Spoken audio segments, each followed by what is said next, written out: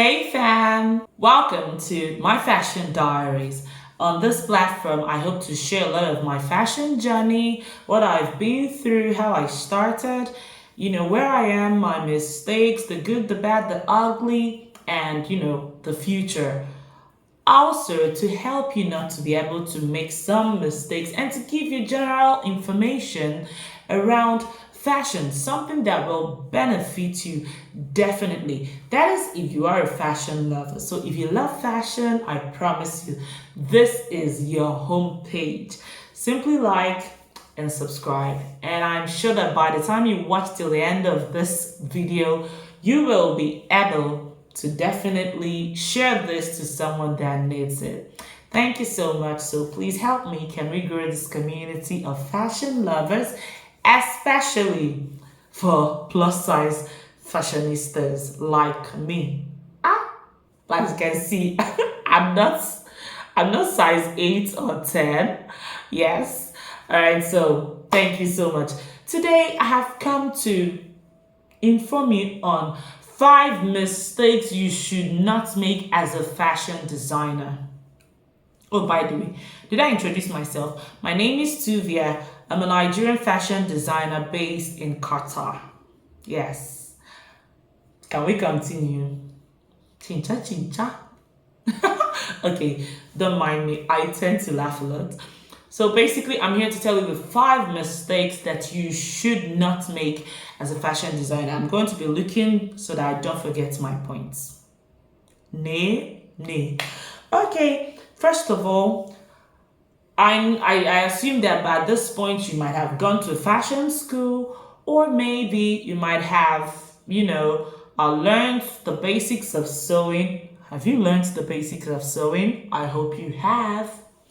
Okay, so like how to make skirts, how to make a shift dress, how to make an A-line skirt or A-line gown, how to make a wrap dress, how to make a kimono jacket, how to make a cut together sleeves, how to make boo-boo. These are like the basics of sewing. You can basically learn. So I'm hoping that you have learned it. So now that you have learned it, number one mistake is waiting to or thinking that you're going to be able to know everything before you can start selling yourself as a fashion designer. Don't try it. See, there are so many designers. There's a designer I know. It's only skirts that she sews. There is a designer that only sews jean, denim, their trouser or skirts. There is a designer that sews only gowns. Diane von Foster, do you know what really brought her out? The wrap dress. I know a designer, Just Wrap, on Instagram. Just Wrap only does things about wrap dresses.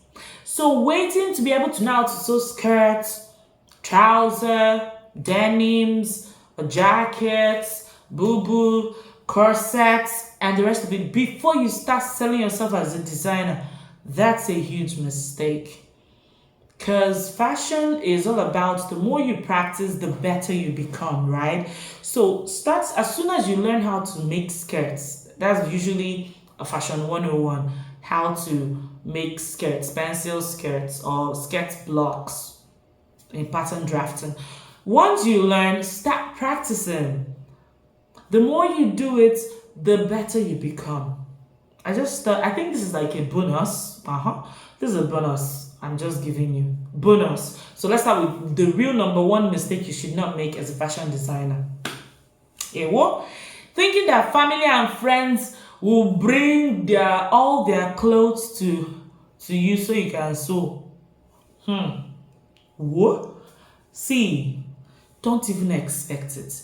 As you're going through your fashion school, just stay and be praying, Lord, bring me my destiny helpers wherever they are, because they are not likely to be your family and friends.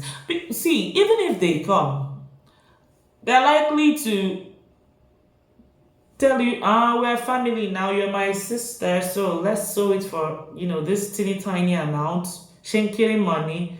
Y'all know what I'm saying if you have witnessed that. If you have seen such a thing or have witnessed it, can you just, tell us, share with us in the comment section?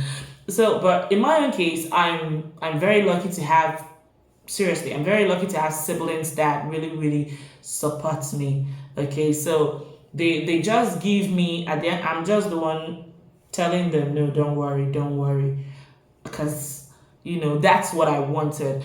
But I've also heard my fellow designers complain. Family and friends run for your life. They will pull down your business.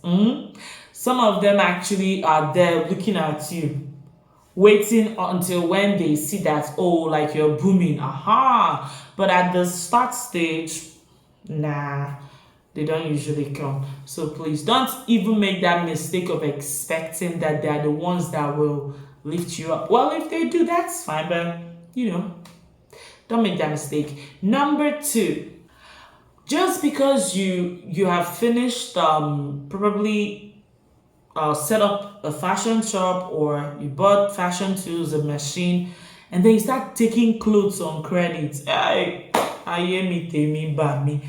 Run for your life. Don't even try it. I remember taking I remember taking clothes on credit because I wanted to, I felt like, oh, this person believed in me and brought me clothes.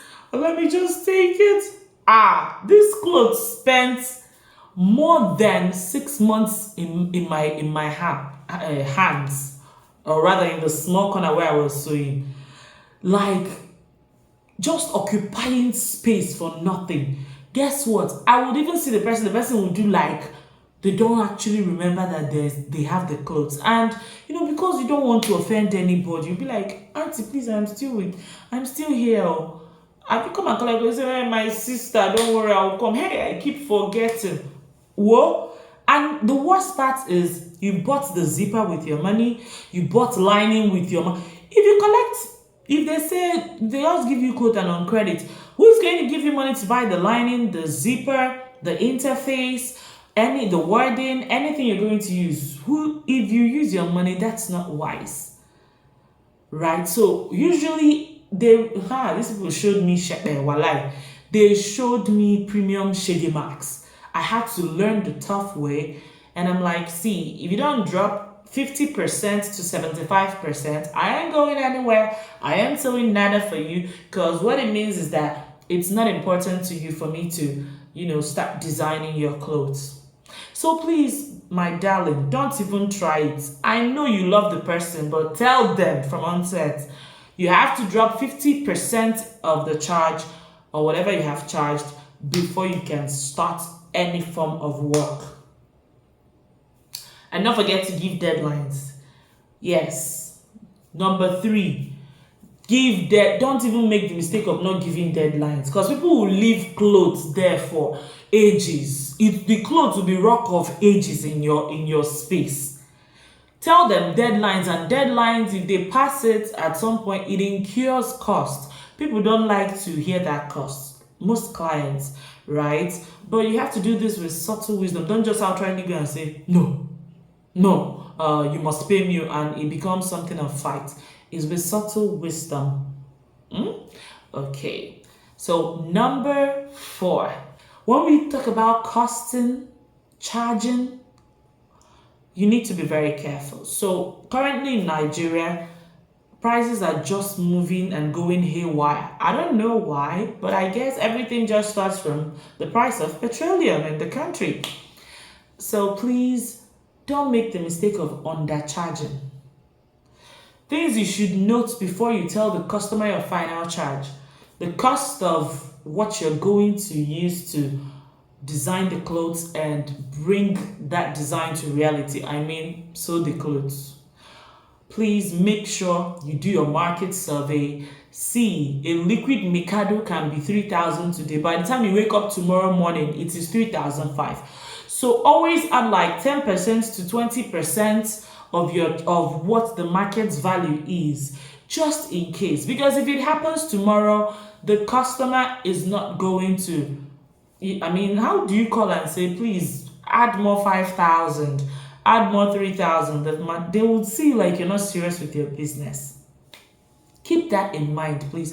Also, don't forget to tell your customer or client that the sooner they pay up for this, the better. That prices are, relative to the economy and market prices. Don't forget that. What did I say? That the prices or the quotation you're giving your clients is relative to the market prices. And please, don't forget, see, if you forget everything I've said, don't forget this one. Don't forget it, so that you don't begin to witness premium shaggy marks in your fashion business. So please make sure that you cost, and then please make sure you add from the A to the D. And what I mean A to the D, maybe I'm going to do a video later on how you should cost your clients. A to the D, I mean to every button, to every rhinestone, to every zipper, even the zipper that is sold for 1,005. I know it's not, even to the needle that is sold for 5 naira, add it.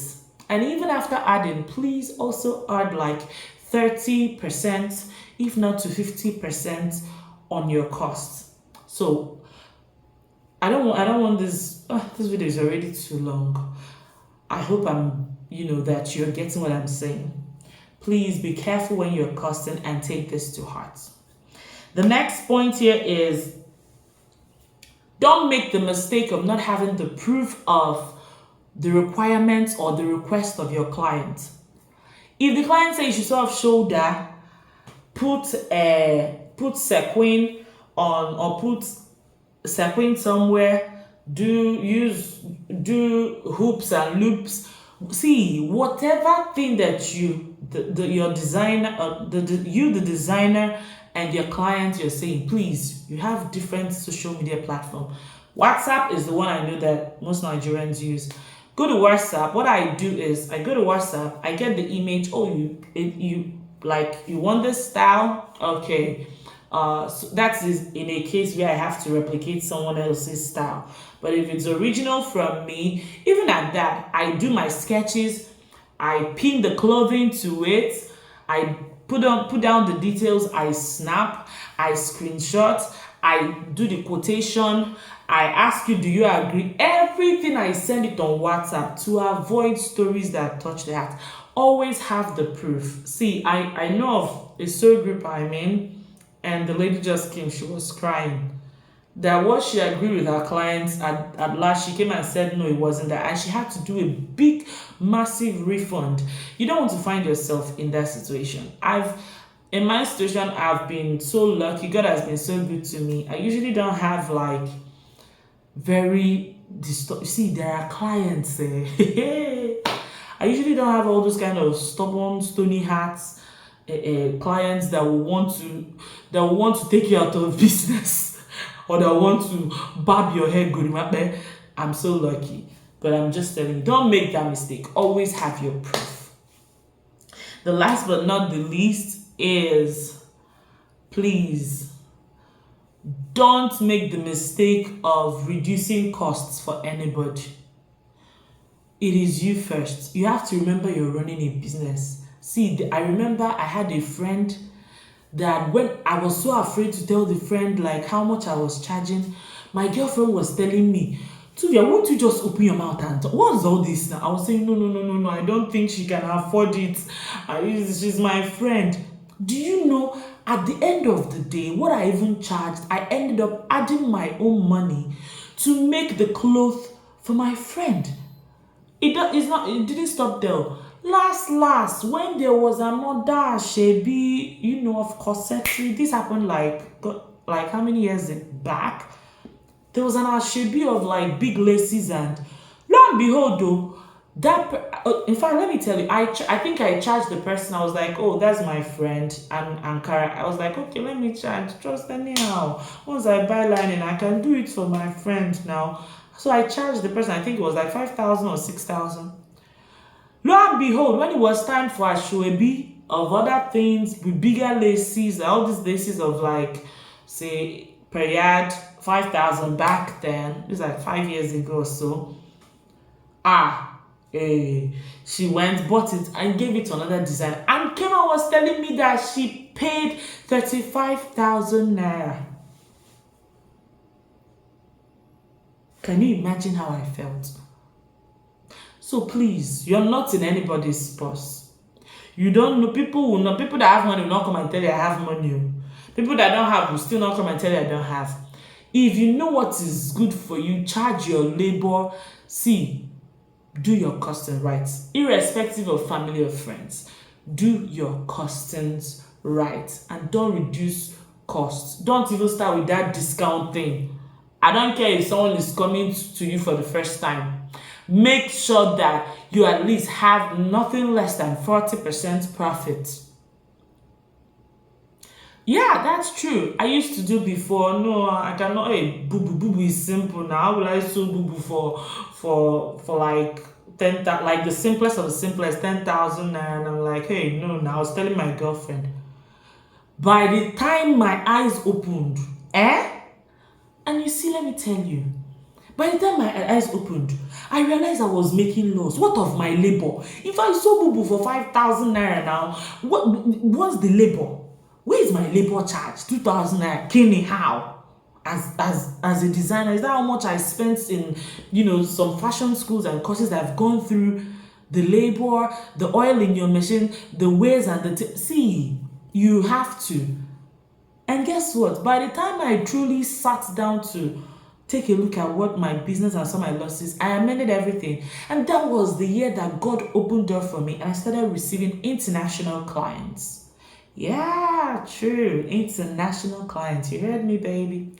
So please, this video is already long. I didn't intend it to be this long, but it's important that I share this with you so that you don't make this mistake. Okay? So if you've gotten value from this video, please can you like, subscribe, and share your fashion story, or if you have any other mistakes that designers should not try, please drop it in the comment section below, and see you next time.